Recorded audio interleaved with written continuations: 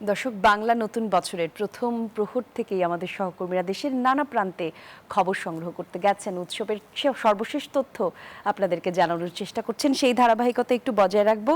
আমাদের সহকর্মী রাশেদ রায়হান আমাদের সঙ্গে যুক্ত হবেন, জানাবেন বৈশাখী শোভাযাত্রার কি খবর, সবশেষ কি তথ্য তার কাছে আছে। রাশেদ, একটু জানাবেন আমাদেরকে।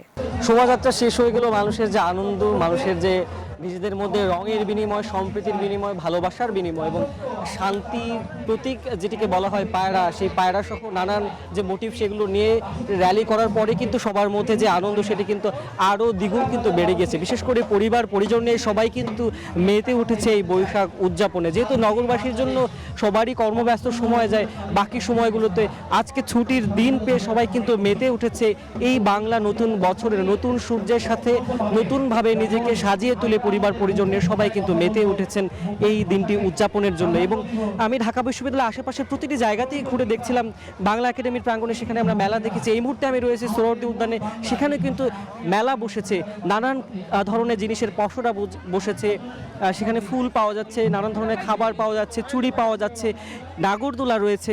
এইগুলোতেই কিন্তু আসলে পরিবার পরিজন নিয়ে যারা এসেছেন তারা কিন্তু উপভোগ করছেন। একই সাথে এখানে গান কবিতা সেসবের আয়োজনও কিন্তু রয়েছে, অর্থাৎ বাঙালি আনা যেটিতে আসে আসলে যে কবিতা, যে গানে, যে লোকজ উপাদানগুলোতে, সেগুলোই কিন্তু আসলে একেবারে ভরে গিয়েছে বলা যায় এই সোহরাওয়ার্দী উদ্যানে। সবাই কিন্তু সেজেছেন নিজেকে, লাল পাড়ের রঙের শাড়ি, সাদা এবং লাল টিপ, খোপায় চুল, এসব নিয়েই কিন্তু আসলে নারীরা নিজেদেরকে সাজিয়েছেন।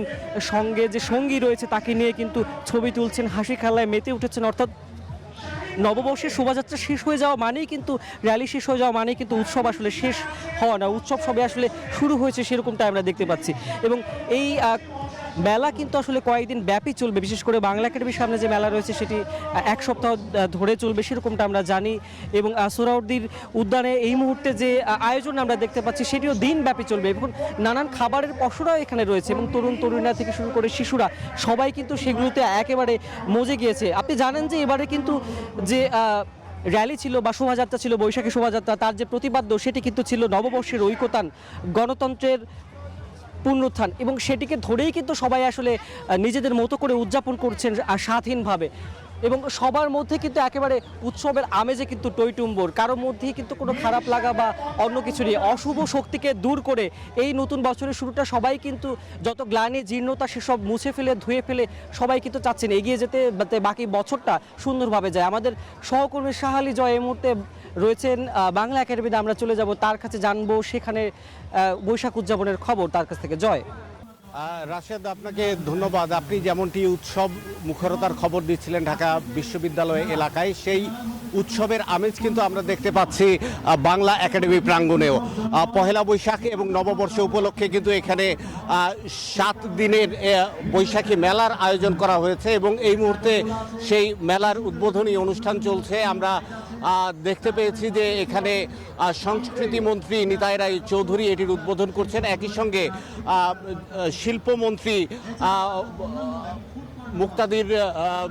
মুক্তাদির চৌধুরী, আব্দুল মুক্তাদির, তিনিও এখানে রয়েছেন। আমরা যে বিষয়টি লক্ষ্য করছি বাংলা একাডেমি প্রাঙ্গণে, যে গ্রামীণ যে লোকজ মেলা, সেই মেলার একটা প্রতিচ্ছবি কিন্তু এখানে ফুটিয়ে তোলার চেষ্টা হচ্ছে। যে এলাকাটিতে আপনি জানেন যে বইমেলা হয়, সেই অঞ্চলটিতেই কিন্তু, সেই এলাকাটিতেই কিন্তু এই বৈশাখী মেলার আয়োজন করা হয়েছে সপ্তাহব্যাপী।